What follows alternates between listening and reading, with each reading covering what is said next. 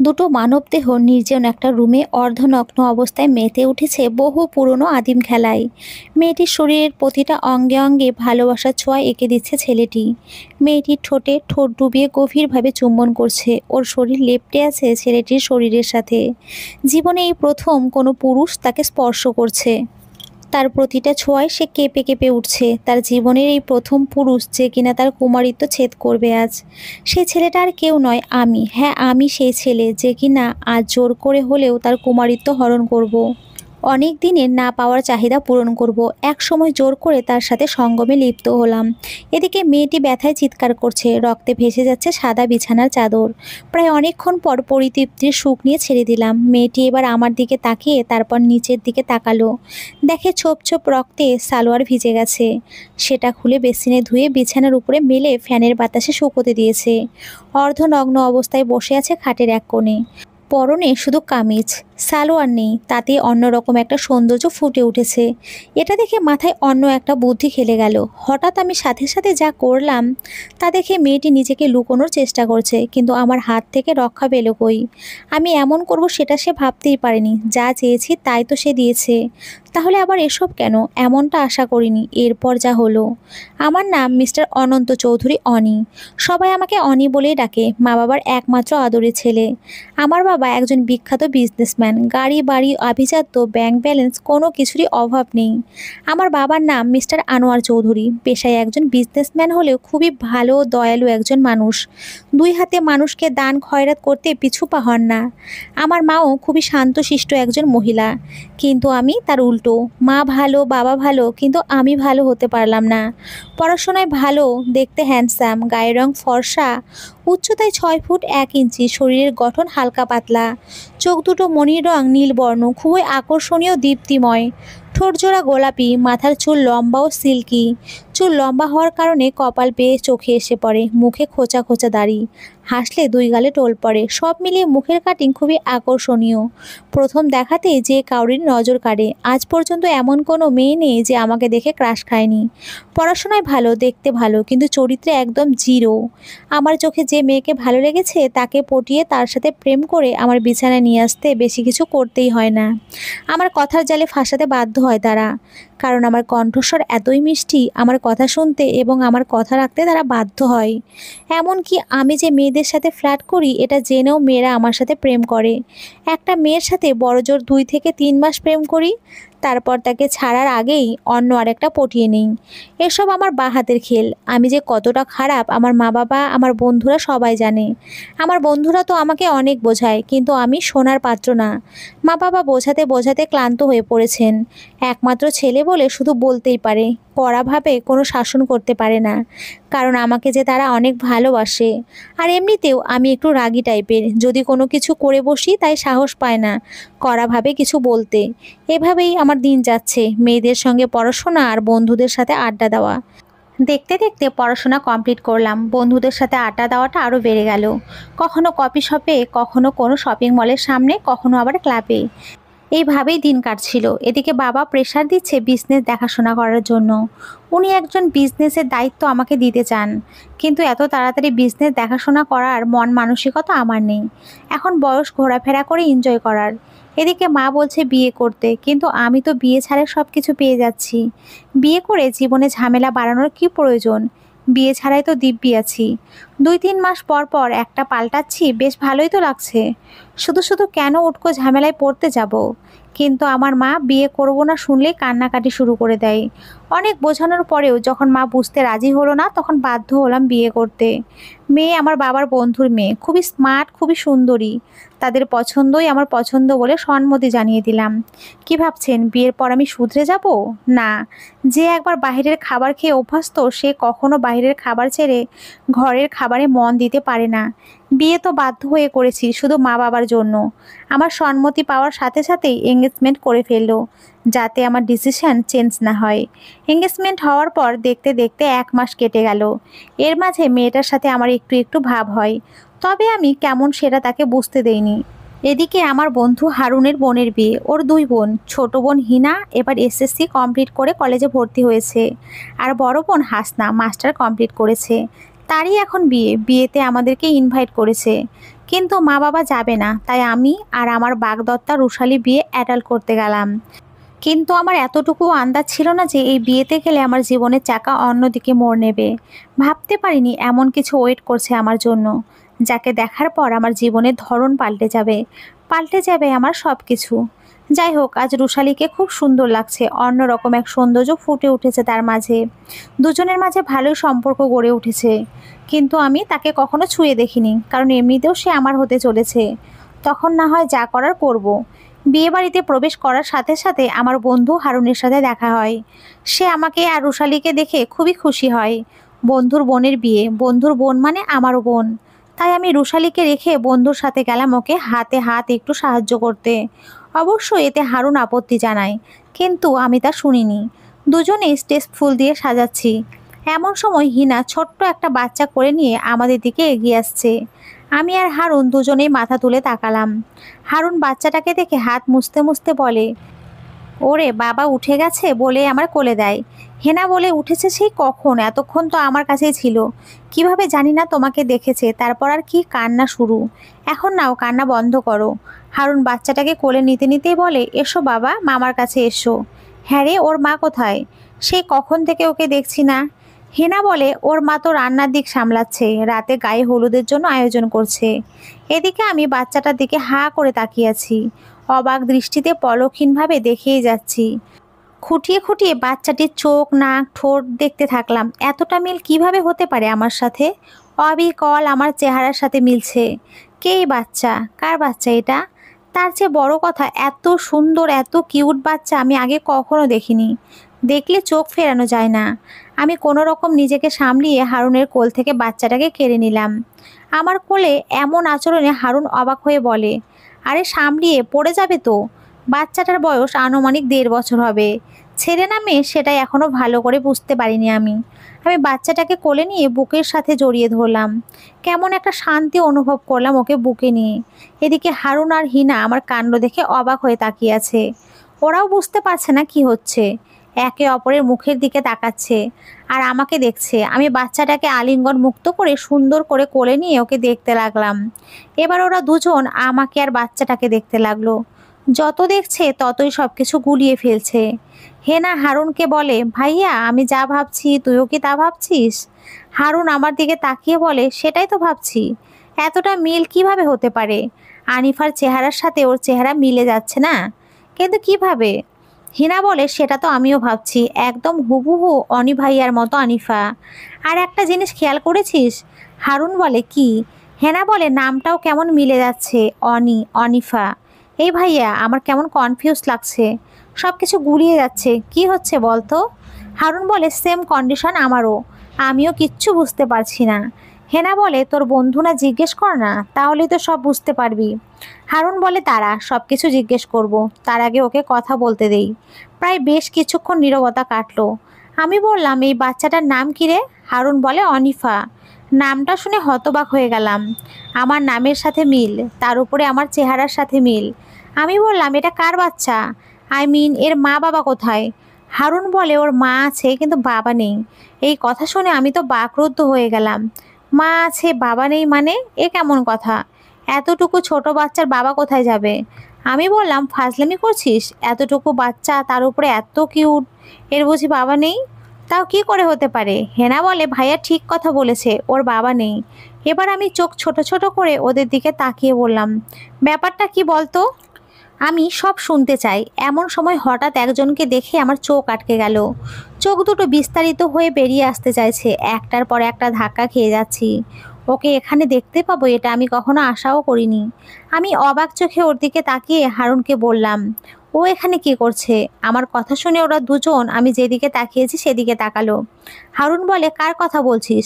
আমি বললাম, হলুদ রঙের শাড়ি পরা যে মেয়েটি এদিকে এগিয়ে আসছে তার কথা বলছি। হারুন একগাল হেসে বলে, আরে ও তো অনিফার মা লাবণ্য, মনে হয় উনিফাকে নিতে আসছে, ওর খাওয়ার সময় হয়েছে তাই। এটা শুনে যেন আমি বড়সড় আরও একটা ধাক্কা খেলাম। আনিফা লাবণ্যর মেয়ে, তার মানে লাবণ্য বিয়ে করে নিয়েছে। কিন্তু ওর স্বামী কোথায়? এরা তো বলছে অনিফার বাবা নেই। সব কিছু কেমন যেন গোল মেলে।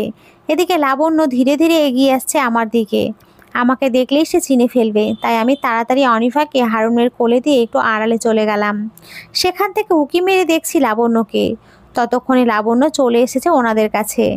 এক গাল হেসে বাচ্চাটাকে কোলে নিল, তারপর ওদের সাথে দাঁড়িয়ে কিছুক্ষণ কথা বলল। এদিকে আমি আড়াল থেকে লাবণ্যকে দেখে অবাক হয়ে গেলাম।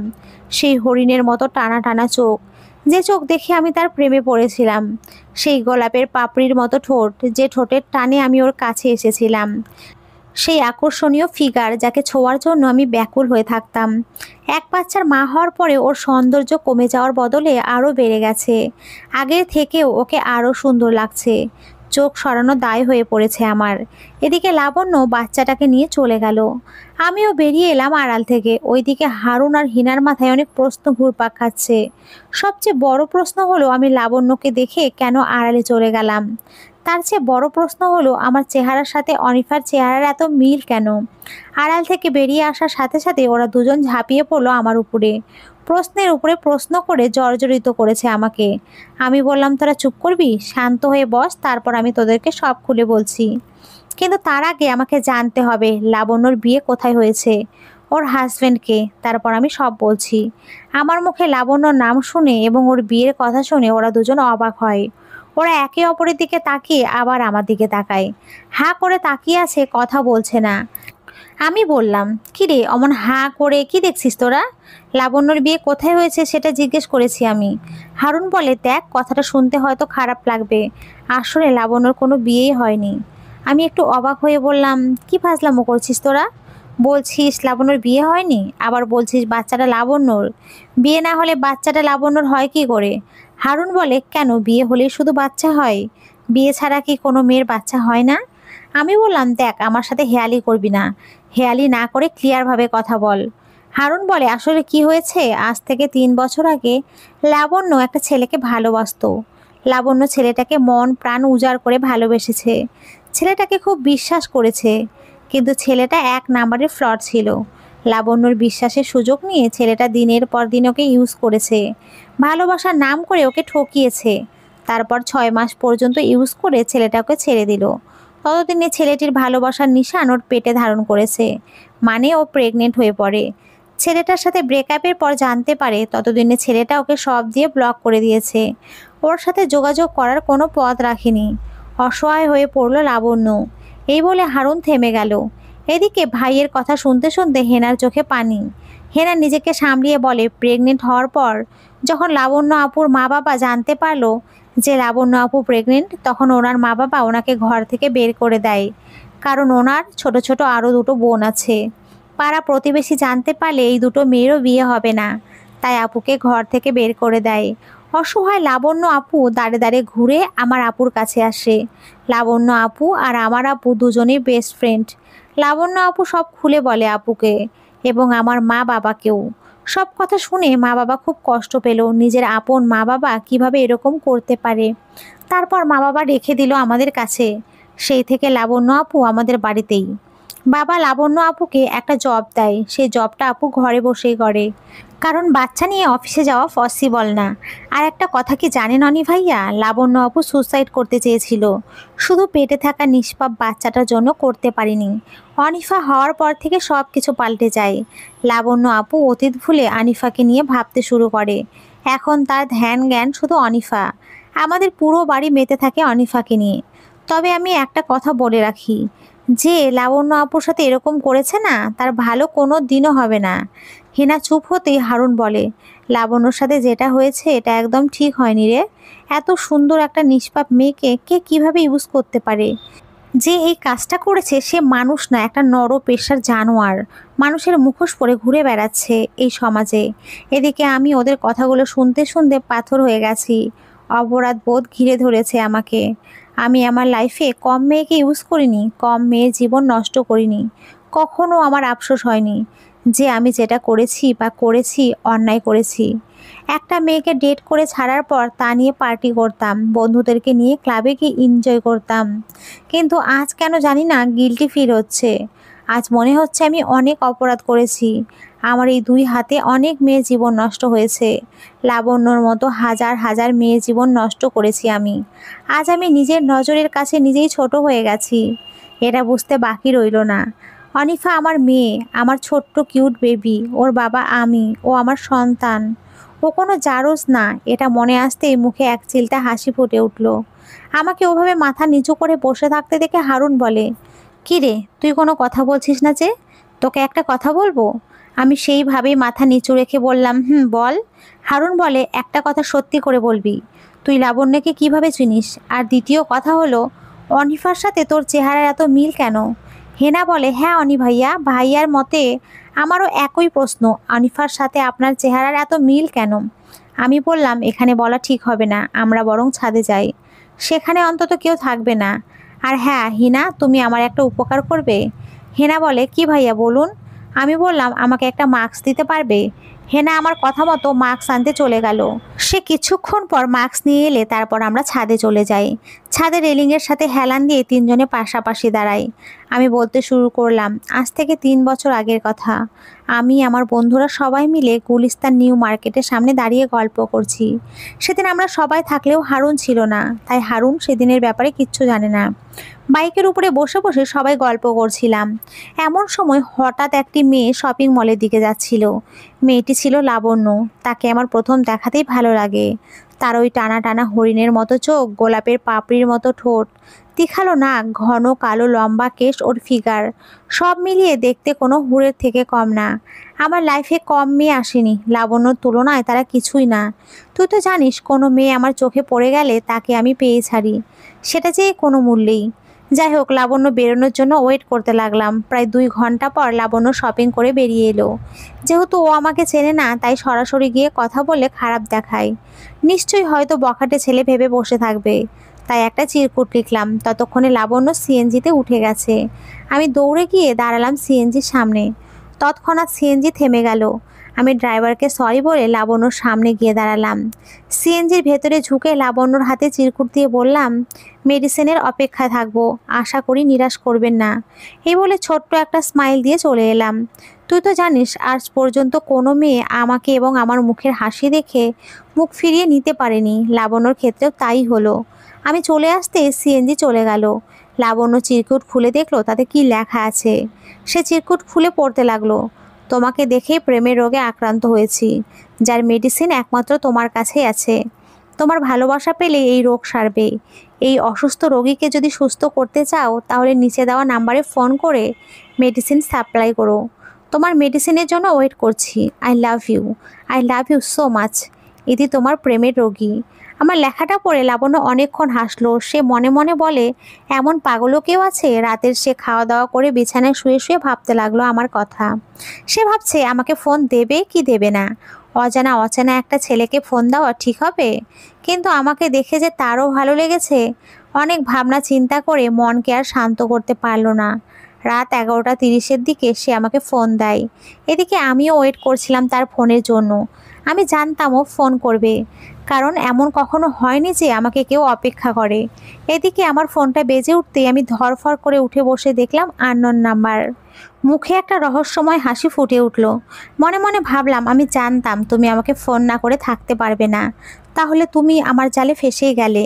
আমি তৎক্ষণাৎ ফোনটা রিসিভ করে বললাম, আমি জানতাম তুমি আমাকে বেশিক্ষণ প্রেমের রোগে আক্রান্ত হতে দেবে না। লাবণ্য বলে, আপনি কি করে বুঝলেন যে আমি ফোন দিয়েছি? ওর কণ্ঠ শুনে আরও খুব আনন্দিত হলাম। এত সুন্দর মিষ্টি কণ্ঠ আমি আগে কখনো শুনিনি।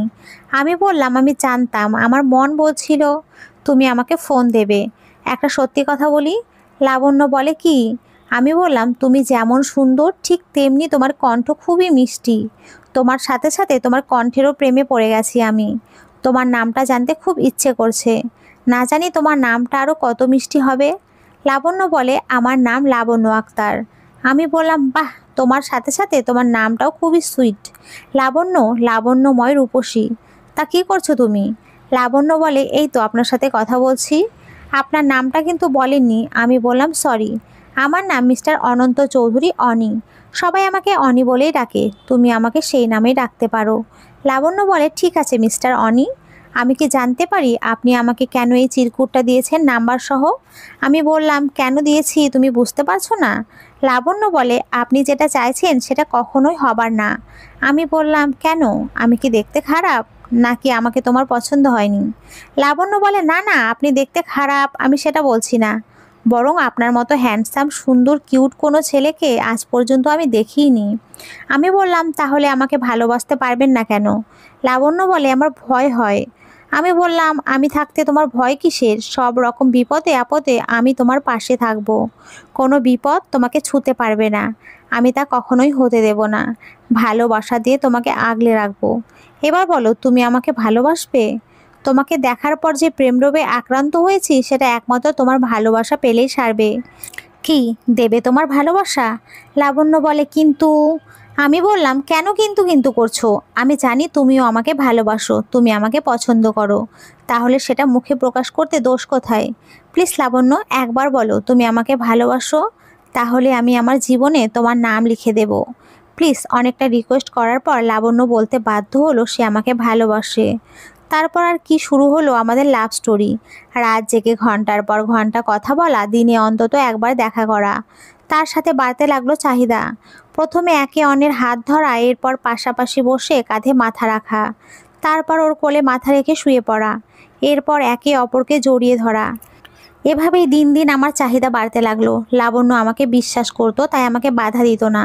কিন্তু আমি যখন ওকে শারীরিক সম্পর্কের কথা বললাম, তখন সে আপত্তি জানাতে শুরু করলো। কিন্তু আমার কাছে তার আপত্তি ধাপে টিকলো না। নানান রকম কৌশলে জানা আছে আমার, মেয়েদেরকে কিভাবে আপোষে বাগে আনা যায়, সেটা আমি খুব ভালো করেই জানি। একটানা কথাগুলো বলে চুপ হয়ে গেলাম। ওরা দুজন আমার দিকে অবাক হয়ে তাকিয়ে আছে।